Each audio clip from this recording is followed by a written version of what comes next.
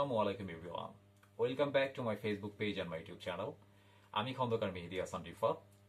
আজকে আমি আমার ফেসবুক পেজ এবং ইউটিউব চ্যানেলে ফার্স্ট পড়াশোনা রিলেটেড ভিডিও আপলোড করতে যাচ্ছি। আজকে আমি যে টপিকটা নিয়ে আলোচনা করব তা হচ্ছে আমাদের জাহাজে জেনারেটরের জন্য এবং কিছু কিছু জাহাজে মেইন ইঞ্জিনের জন্য ফোর স্ট্রোক ইঞ্জিন ইউজ করা হয়।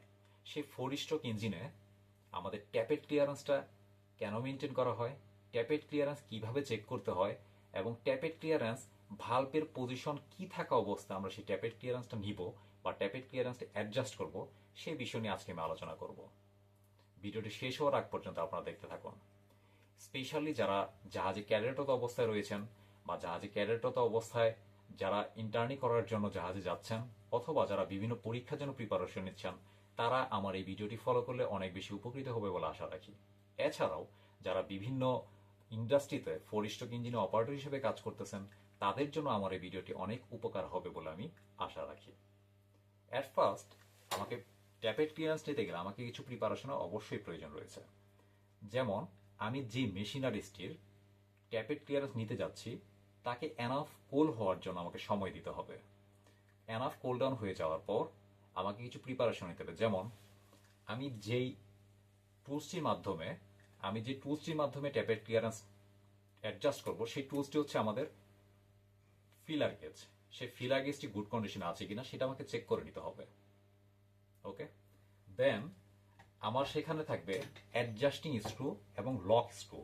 সেই অ্যাডজাস্টিং স্ক্রু এবং লক স্ক্রুকে অপারেট করার জন্য আমার লাগবে একটি মাইনাস স্ক্রুড্রাইভার, এবং যে অ্যাডজাস্টিং স্ক্রু রয়েছে সেই অ্যাডজাস্টিং স্ক্রু নিচে থাকবে আমাদের লক স্ক্রু। সেই লক স্ক্রুকে লোজ অথবা টাইট করার জন্য আমার লাগবে স্প্যানার। ওকে, এখন এই ট্যাপেট ক্লিয়ারেন্স নেওয়ার পর বা ট্যাপেট ক্লিয়ারেন্স নেওয়া অনুযায়ী আমাদের একটি ম্যানুয়াল বুক থাকবে। সেই ম্যানুয়াল বইয়ে উল্লেখ করা থাকবে আমরা ইনলেট ভালভের জন্য কতটুকু ট্যাপেট ক্লিয়ারেন্স মেনটেন করব এবং এক্সজস্ট ভালভের জন্য আমরা কতটুকু ট্যাপেট ক্লিয়ারেন্স মেনটেন করব, সেটা আমাদের ম্যানুয়াল বই থেকে কালেক্ট করে আমাদেরকে সেই অনুযায়ী অ্যাডজাস্ট করতে হবে।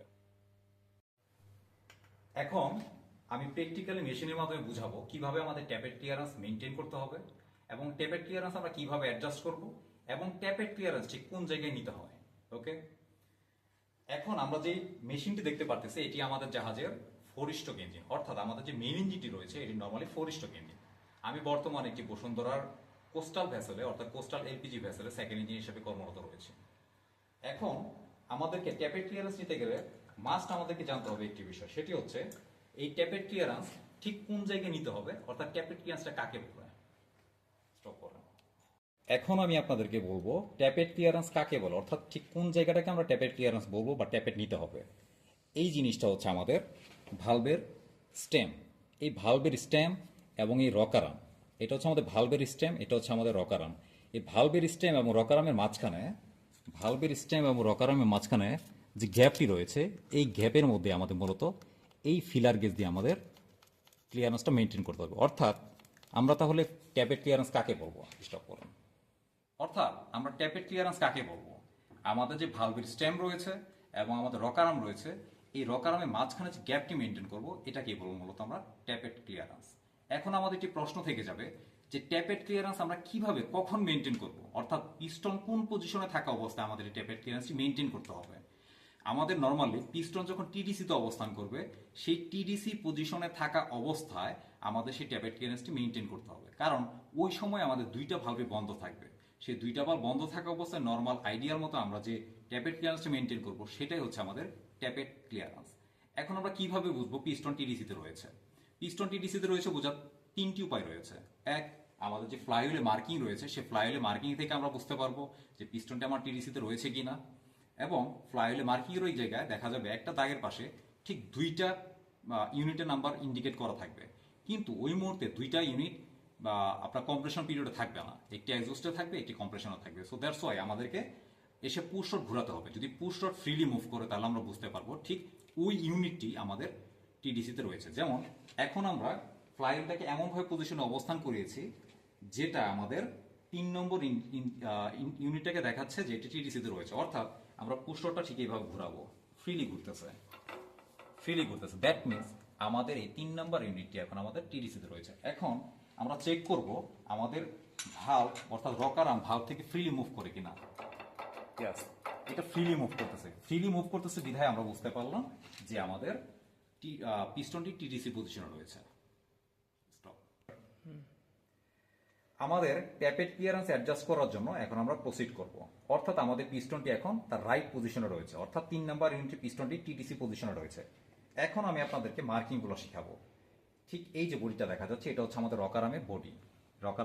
এটি হচ্ছে আমাদের এক্সস্ট ভালভের জন্য, এটি হচ্ছে আমাদের ইনলেট ভালভের জন্য। এখন এটি কিভাবে অর্ডার পাচ্ছে? আমাদের যে ক্র্যাঙ্কশ্যাফট রয়েছে, ক্র্যাঙ্কশ্যাফটের ওই জায়গা থেকে একটি গিয়ার মেকানিজমের মাধ্যমে সেই ক্যাম্পশ্যাফটটাকে কন্ট্রোল করতেছে। সেই ক্যাম্পশ্যাফটটাকে ঘূর্ণনের মাধ্যমে সেই ক্যাম্পশ্যাফটের উপরে আমাদের এই পুষ্টটি অবস্থান করতেছে। সেই ক্যাম্পশ্যাফটের অর্ডার অনুযায়ী পুষ্টটি ফ্রিলি মুভ করতেছে। পুষ্টটি যখন মুভ করবে তখন সে আমাদের এই যে রকারাম রয়েছে সে রকারামে অর্ডার দেবে এবং রকারাম সেই অনুযায়ী প্রেস করবে, ভালভটি ওপেন হবে। ওকে, এটি হচ্ছে মূলত ঘটনা। এখন আমি আপনাদেরকে বলবো কিভাবে এই ট্যাপেট ক্লিয়ারেন্স অ্যাডজাস্ট করতে হবে। অ্যাট ফার্স্ট আমাকে কি করতে হবে, আমাদের যে লকিং স্ক্রু রয়েছে সেই লকিং স্ক্রু আমাকে লুজ করে নিতে হবে। লকিং স্ক্রু লুজ করার পর আমরা দেন আমাদের যে ফিলার গেজ রয়েছে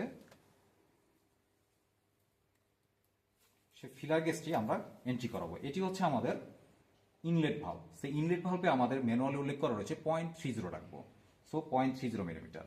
এখন আমরা সেই অনুযায়ী ভালভের স্টেম এবং রকারামের মাঝখানে ঢুকাবো। আমাদেরকে লক্ষ্য রাখতে হবে এটি যেন ফুল না, এটি খুব টাইটলি ঢুকানো যাবে না, আবার খুব ফ্রিলি ঢুকানো যাবে না, মিডিয়াম একটা পজিশনে আমাদের ঢুকাতে হবে এবং বের করতে হবে। যদি ফ্রিলি মুভ করে তাহলে বুঝতে পারবো সেটা ঠিক রয়েছে। আমার এটা ফ্রিলি মুভ করতেছে, দ্যাট মিনস আমাকে অ্যাডজাস্টিং স্ক্রু টাইট করতে হবে। ওকে ওকে ওকে, এখনো ফ্রিলি মুভ, টাইট, ওকে, এখন পারফেক্টলি রয়েছে। নাও আমাদের যে লকিং স্ক্রুটি রয়েছে সেই লকিং স্ক্রুতে আমরা টাইট দিয়ে দিব এবং স্প্যানার দিয়ে সেটাকে আমরা টাইট করে দিব। এটাই হচ্ছে মূলত আমাদের ট্যাপেট ক্লিয়ারেন্স নেওয়ার procedure. Thank you so much. এতক্ষণ আমি বুঝালাম আমাদের ট্যাপেট ক্লিয়ারেন্স কাকে বলে, ট্যাপেট ক্লিয়ারেন্স কিভাবে নিতে হবে, আমরা কিভাবে বুঝবো পিস্টনটি টিডিসি অবস্থায় রয়েছে, এবং আমরা আরো জানলাম ট্যাপেট ক্লিয়ারেন্স আমরা কিভাবে অ্যাডজাস্ট করব।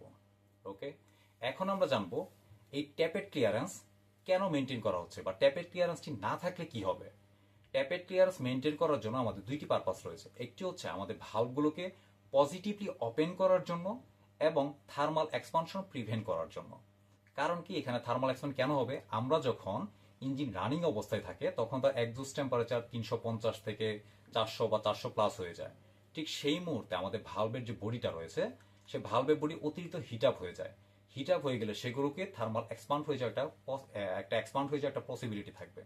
দ্যাটস ওয়াই এক্সপান্ড হয়ে ভালভটা আমাদের ভালভের মেটাল যেন ডিফর্মেশন না হয়ে যায়, ঠিক সেই অনুযায়ী আমাদেরকে থার্মাল এক্সপান্ডটা প্রিভেন্ট করার জন্য এবং ভালভকে পজিটিভলি ওপেন করার জন্য আমাদের এই ট্যাপেট ক্লিয়ারেন্সটি মেনটেন করা হচ্ছে। আজকের ভিডিও এ পর্যন্তই। পরবর্তীতে আমি আরো নতুন একটি ভিডিও নিয়ে হাজির হয়ে যাব।